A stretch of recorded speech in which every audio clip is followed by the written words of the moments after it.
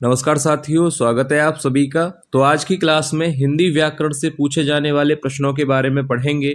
तो आज की क्लास आपके लिए काफ़ी महत्वपूर्ण होने वाली है, तो आप सभी वीडियो को ध्यान से जरूर देखिएगा। और जो भी विद्यार्थी पहली बार क्लास ले रहे हैं, चैनल को सब्सक्राइब जरूर कर लें, क्योंकि इसी तरह के प्रश्न चैनल पर डेली कराए जा रहे हैं, तो आप सभी चैनल से जुड़ सकते हैं। तो चलिए वीडियो को शुरू करते हैं और देखते हैं आज का पहला प्रश्न। तो देखिए, पहला प्रश्न है, हिंदी में स और च व्यंजन क्या कहलाता है? ऑप्शन दिए गए हैं, कंठ्य व्यंजन, मूर्धन्य व्यंजन, दंत्य व्यंजन या ऑप्शन डी तालव्य व्यंजन। तो देखिए, स और च वर्ण किस व्यंजन के अंतर्गत आते हैं? तो राइट आंसर यहाँ पर क्या होगा? ऑप्शन डी यहाँ पर सही आंसर हो जाएगा, तालव्य व्यंजन। याद रखिएगा, स और च व्यंजन क्या कहलाते हैं? तालव्य व्यंजन। नेक्स्ट क्वेश्चन है, तालव्य व्यंजन का समूह कौन सा है? ऑप्शन दिए गए हैं, आपको राइट आंसर बताना है कि तालव्य व्यंजन के अंतर्गत कौन कौन से वर्ण आ रहे हैं। तो देखिए, राइट आंसर यहाँ पर क्या होना चाहिए? कौन सा विकल्प सही होगा? ऑप्शन सी। ऑप्शन सी बिल्कुल सही आंसर होगा। तालव्य व्यंजन कौन कौन से होते हैं? तो याद रखिएगा, च, छ, ज, झ, ये सभी व्यंजन कहलाते हैं तालव्य व्यंजन। तो ऑप्शन सी राइट आंसर हो जाएगा। नेक्स्ट क्वेश्चन है, त्र वर्ण किन वर्णों के संयोग से बना है? तो राइट आंसर यहाँ पर क्या होगा कि त्र जो वर्ण है वो संयुक्त व्यंजन है, और यह संयुक्त व्यंजन किन दो वर्णों के संयोग से मिलकर बनता है? तो राइट आंसर यहाँ पर होगा ऑप्शन बी। याद रखिएगा, बिल्कुल सही आंसर हो जाएगा, त प्लस र के संयोग से बनता है त्र, और ये परीक्षा में पूछा जाता है। तो याद कर लीजिए, घ व्यंजन का उच्चारण स्थान कौन सा है? ऑप्शन ए दंत्य, मूर्धन्य, कंठ या तालव्य। तो देखिए, घ व्यंजन का उच्चारण स्थान कौन सा होगा? तो राइट आंसर हो जाएगा ऑप्शन सी, घ वर्ण कंठ से उच्चारित होने वाला वर्ण है। तो ऑप्शन सी बिल्कुल सही आंसर होगा। नेक्स्ट क्वेश्चन है, निम्न में अल्प प्राण ध्वनियों का समूह है, तो आपको बताना है कि कौन से वर्ण अल्प प्राण वर्ण है। ऑप्शन दिए गए हैं, क, ख, च, छ या ट, ड, प, फ। तो देखिए, अल्प प्राण ध्वनि आपको बताना है, तो इसके लिए आपको याद होना चाहिए कि प्रत्येक वर्ग का पहला, तीसरा और पांचवा वर्ण अल्प प्राण वर्ण कहलाता है। तो इसके अनुसार राइट आंसर कौन सा होगा? Option C. याद रखिएगा, ट वर्ग का ट पहला वर्ण है और ड तीसरा। तो इसके अनुसार ऑप्शन सी बिल्कुल सही आंसर हो जाएगा। नेक्स्ट क्वेश्चन है, छ ध्वनि किसके अंतर्गत आती है? ऑप्शन ए मूल स्वर, बी घोष वर्ण, सी संयुक्त वर्ण या ऑप्शन डी तालव्य व्यंजन। तो देखिए, छ ध्वनि किसके अंतर्गत आती है, किस व्यंजन के अंतर्गत आती है? तो राइट आंसर हो जाएगा ऑप्शन सी, संयुक्त वर्ण। याद रखिएगा, या संयुक्त व्यंजन। छ ध्वनि किसके अंतर्गत आती है? संयुक्त वर्ण या संयुक्त व्यंजन। तो देखिए, छ जो ध्वनि है वह दो वर्णों से मिलकर बनती है, क प्लस स से मिलकर बनता है छ।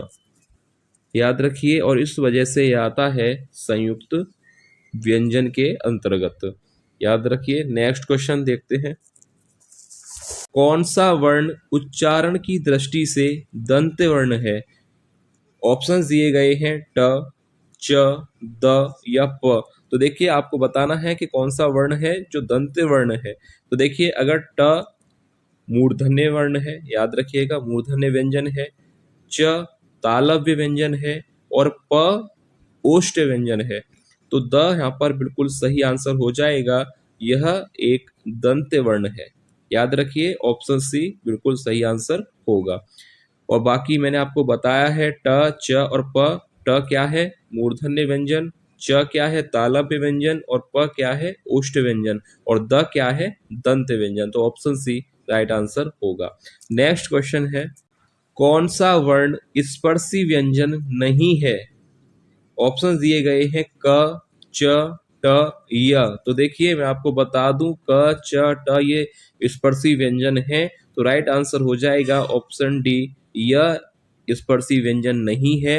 यह आता है अंतःस्थ व्यंजन के अंतर्गत। याद रखिएगा, इसके साथ साथ र भी आता है और ल, कॉमा व, ये 4 वर्ण हैं जो अंतःस्थ वर्ण कहलाते हैं। नेक्स्ट क्वेश्चन है, जिनके उच्चारण में दीर्घ स्वर से भी अधिक समय लगता है वह कहलाते हैं मूल स्वर, प्लुत स्वर, संयुक्त स्वर या अयोगवाह। तो देखिए, जिनके उच्चारण में दीर्घ स्वर से भी अधिक समय लगे वह स्वर कहलाते हैं, ऑप्शन बी राइट हो जाएगा, प्लुत स्वर। याद रखिएगा, दीर्घ स्वर से भी अधिक समय लगे जिनके उच्चारण में वह कहलाते हैं प्लुत स्वर। तो ऑप्शन सी बिल्कुल सही उत्तर होगा। नेक्स्ट क्वेश्चन है, हिंदी भाषा में वह कौन सी ध्वनियां हैं जो स्वतंत्र रूप से बोली जाती हैं? ऑप्शन ए स्वर, बी व्यंजन, सी वर्ण या डी अक्षर। तो राइट आंसर क्या होगा कि कौन सी ध्वनियां हैं जो स्वतंत्र रूप से बोली जाती है? तो राइट आंसर हो जाएगा ऑप्शन ए। याद रखिए, ऑप्शन ए स्वर राइट आंसर हो जाएगा। नेक्स्ट क्वेश्चन है, निम्न में वर्ण शब्द का अर्थ क्या होता है? ऑप्शन दिए गए हैं रंग, जाति, अक्षर या ये सभी। तो देखिए, वर्ण शब्द का अर्थ रंग भी होता है और जाति भी होता है और अक्षर भी होता है।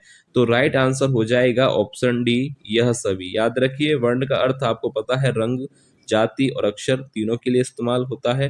तो राइट आंसर हो जाएगा ऑप्शन डी।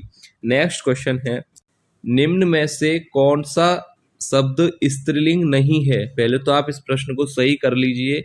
यहाँ पर प्रश्न होगा कि इनमें से कौन सा शब्द स्त्रीलिंग है। आपको बताना है कि ये 4 विकल्प में से कौन सा शब्द है जो स्त्रीलिंग है।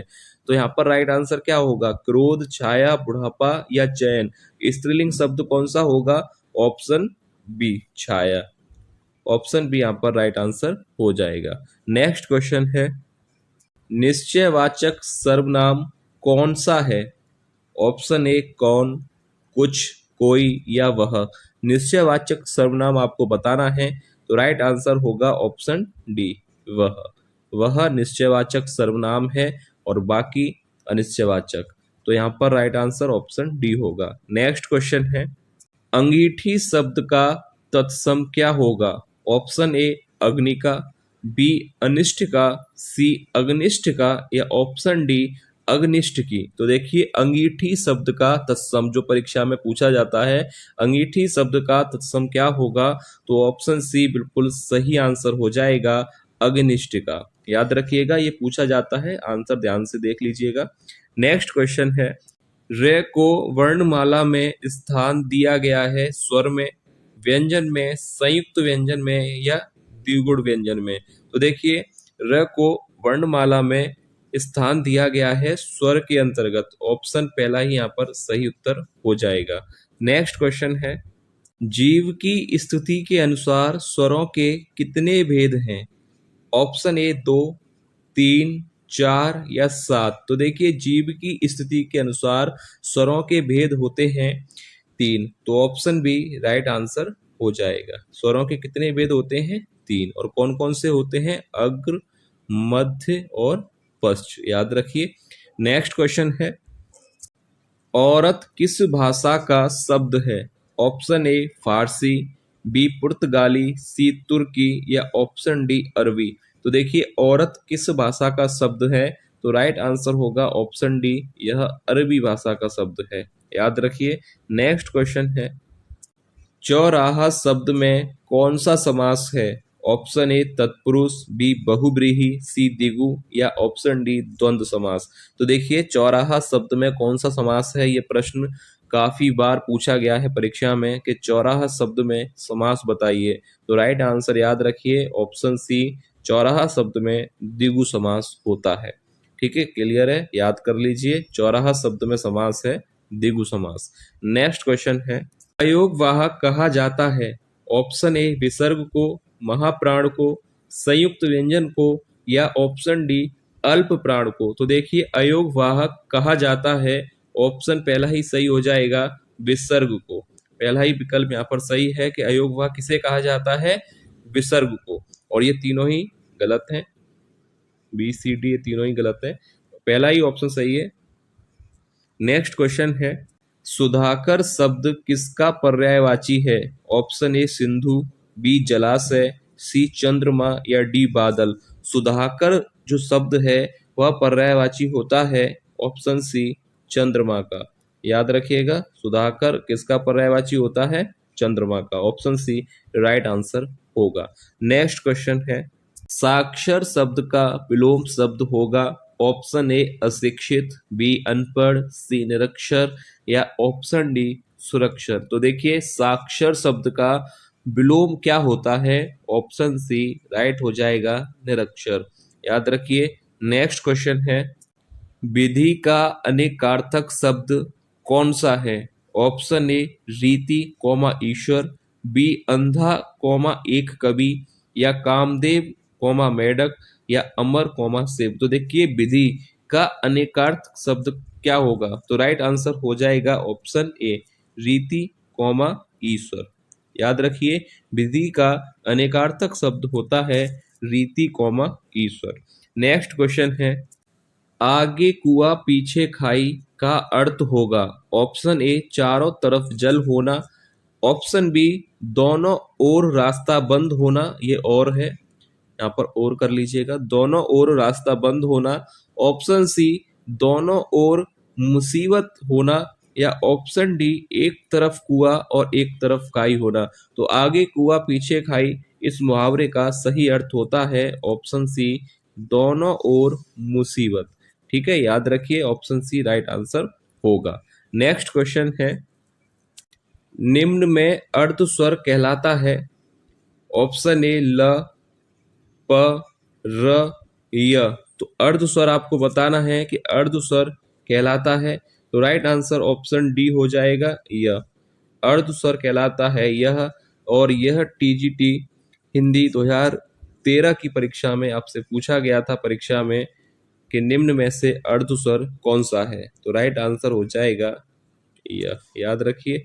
नेक्स्ट क्वेश्चन है, स्वर ध्वनि के प्रकार हैं, ऑप्शंस दिए गए हैं, दीर्घ स्वर, ऑप्शन बी मूल स्वर, यहाँ पर मूल होगा या मूल स्वर, ऑप्शन सी प्लुत स्वर या ऑप्शन डी उपरोक्त सभी। तो देखिए, स्वर जो होता है उसके अंतर्गत ये तीनों ही आते हैं, आपको पता होना चाहिए, दीर्घ स्वर, प्लुत स्वर और मूल स्वर, ये तीनों ही होते हैं। तो इसके अनुसार राइट आंसर ऑप्शन डी हो जाएगा। स्वर ध्वनि के प्रकार होते हैं मूल स्वर, दीर्घ स्वर और प्लुत स्वर। तो राइट आंसर ऑप्शन डी होगा। और ये प्रश्न पूछा गया था आपसे यूपी पीजीटी हिंदी 2004 की परीक्षा में। ठीक है, तो याद रखिए, स्वर ध्वनि के प्रकार हैं, दीर्घ स्वर भी होता है, प्लुत स्वर भी होता है, मूल स्वर भी होता है। तो ऑप्शन डी उपरोक्त सभी राइट आंसर हो जाएगा। तो यह था वीडियो का लास्ट प्रश्न। उम्मीद है आपको वीडियो पसंद आई होगी। वीडियो को लाइक कीजिएगा और जो भी विद्यार्थी पहली बार क्लास ले रहे हैं चैनल को सब्सक्राइब जरूर कर लें, क्योंकि ऐसे ही प्रश्न कराए जा रहे हैं, तो आप सभी चैनल से जुड़कर अपनी तैयारी कर सकते हैं। तो चलिए मिलेंगे नेक्स्ट क्लास में और महत्वपूर्ण प्रश्नों के साथ। तब तक के लिए धन्यवाद।